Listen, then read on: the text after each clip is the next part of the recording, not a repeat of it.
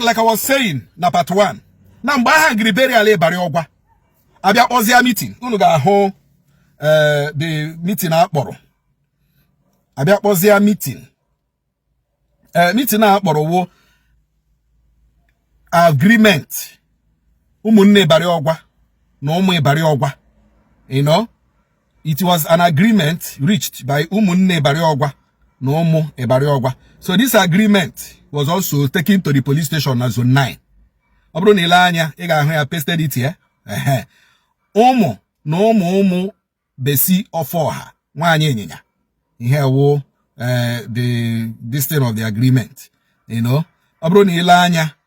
As at the date of an agreement, yao number 2 of this agreement say that we observe the minute silence for the repose of our forebears, most especially the recent demise and passing of our benefactor, late Mr. Chukwudi Ofoha, popularly known as a Burry, who is yet to be buried as at today, 5th February 2025. So how we meet now? 5th February 2025. Yao this year. Then,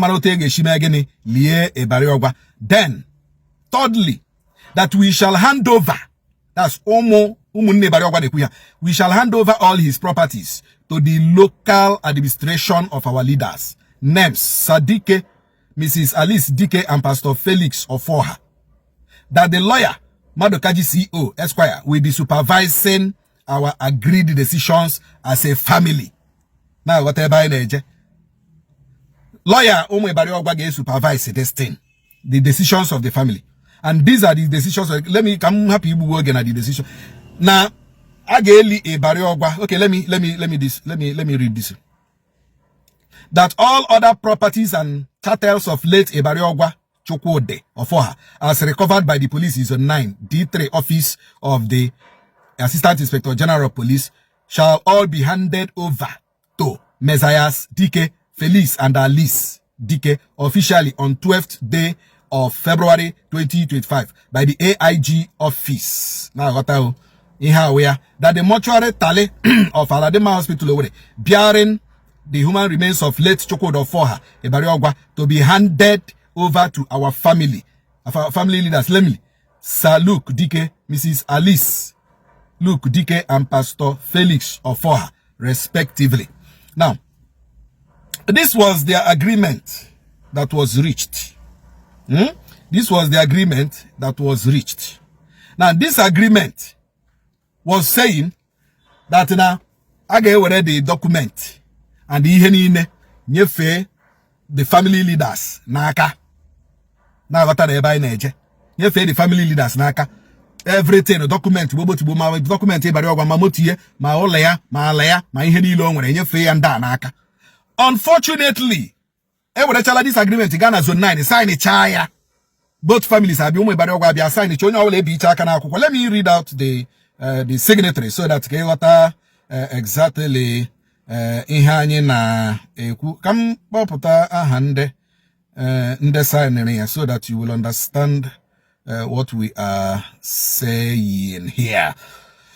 Okay, signed Ngozi Ofoha Ahamba. Yawo nwanne Burry. Emeka Ofoha Ahamba. Yawo opara nne Burry. Clinton Ofoha Ahamba. Yawo opara Burry. Sandra Ofoha Ahamba. Yawo nwunye Burry. Here when they signed this agreement. The agreement wo buru document Burry niile, ma akwụkwọ ala, ma akwụkwọ ụlọ, ma akwụkwọ nta, ma akwụkwọ imo, bige ndị anyị kpọpụtara aha ha anyị goshiri ebe a now. That was the agreement. Zone 9 sign ya. Na ghọta na ebe anyị na-eje. Ndị ga-eburukwa na agreement ya bige the leaders of the family wo umunne Burry do the documents. Wahabuye. Now, agachala ụmụ ahịa lọta. Ha akpọwazia nwa Burry si ya bịa. Nwatakịrị agaruo. Ha si ya that he should bring that tally ka elie mpe ya, elichazie mpe ya, hand ya over the documents n'aka. Nwatakịrị asị mba na de niile. Na ọ bụ ihe ha kwuru. Ọ ihe ji elibegi Burry o. Ọ ihe ji elibegi Burry. Nwatakịrị asị ha mba na ọ bụ ihe ha mere gịnị ihe ha kwuru.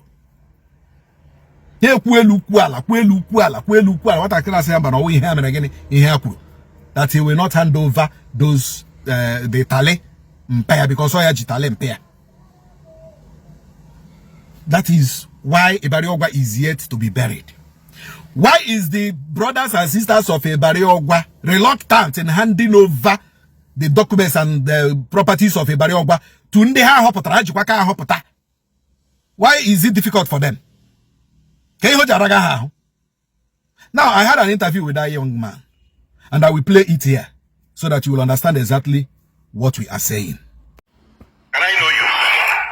Yeah, my name is Clinton Chukwudi of the son of Mr. Chukwudi of Ibariogwa village.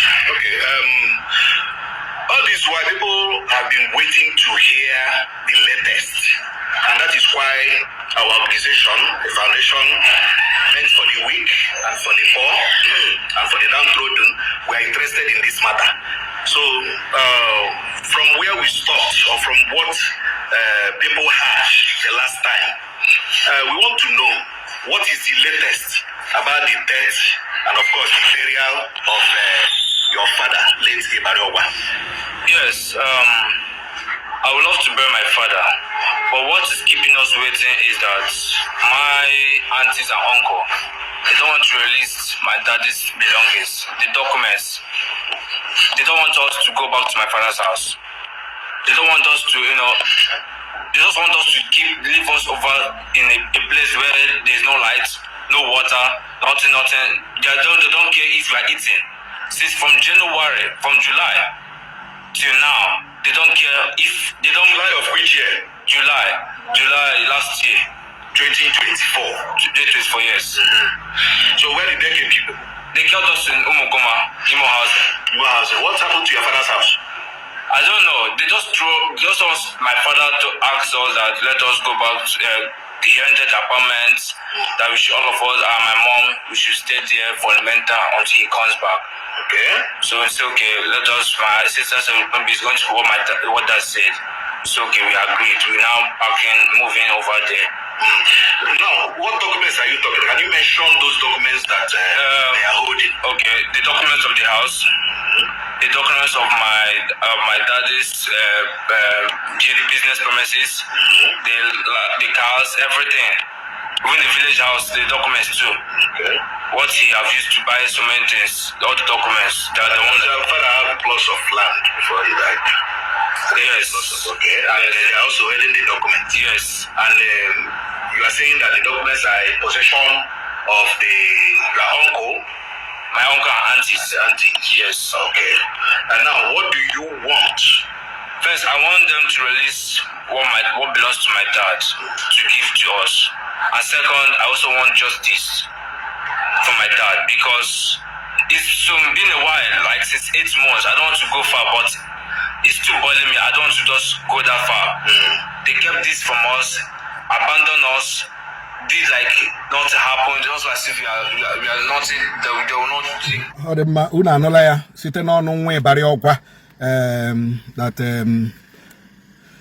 ha chọrọ ka o were tali nye ha mana ọ sị ha na ọ gaghị enye ha tali until ha were document mpaya nye ndị ahụ nwere ndị ha kwesịrị ndị akwụrụ na a ga-enye ha nye ya those people before you release the tally.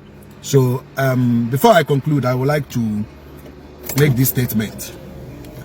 Apart from being coming from Umbitolu and knowing our culture, I want to ask Ndale Nyogwa what is happening. I want to ask Ndale Nyogwa Nambitolu what is happening. Ndogwa as a whole, what is happening?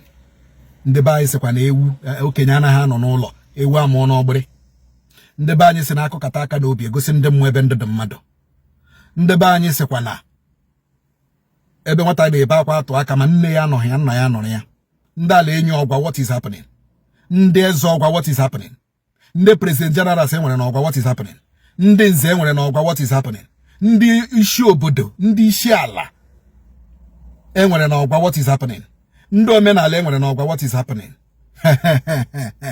Lele alirio, lele na aririo, onye richikwe n'ọnụ dashi ụzọ, ọkwa ya wuke ka jonjo. Unu marakwa ihe dị mma na-eme, ndị ọgwa unu marakwa ihe dị mma na-eme n'okwu a.